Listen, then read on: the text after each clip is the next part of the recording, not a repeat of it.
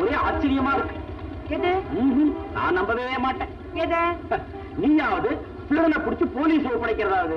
ஏன் நான் அந்த காரியத்தை செய்யப்படாதா? செஞ்சுட்டியே. ஆனா அப்படி செய்யறதுக்கு உனக்கு எப்படி மனசு வந்ததுன்னு எனக்கு தெரியல.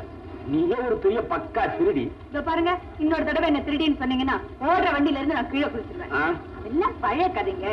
எப்ப நான் உங்க முகத்தை பார்த்தேனோ அப்பத்துல இருந்தே நான் எல்லாத்தையும் மாத்திக்கிட்டேனே. ஐயோ, எந்த காலத்துக்கோ தெரியலையே, ஐஸ் வைக்கிறியே. இத பாருமா கண்ணு, இது வரைக்கும் நான் திருட்டெல்லாம் யோக்கியமான திருட்டு தான்.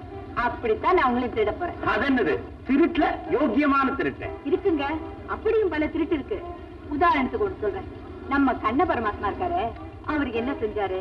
சின்ன வயசுல வெண்ணெய் திருடினாரு, பெரிய வயசுல பொண்ணை திருடினாரு. இது யோகியமான திருட்டு தானே? சேச்சி, உன்னை என் வண்டியில ஏத்துறதே தப்பு. இறங்கு, இறங்கு. நான் போகணும். நீங்க போகணும், அவ்வளவுதானே? எப்படி போறீங்கன்னு நான் பார்த்தேன். போக முடிந்தால் போகலாம்.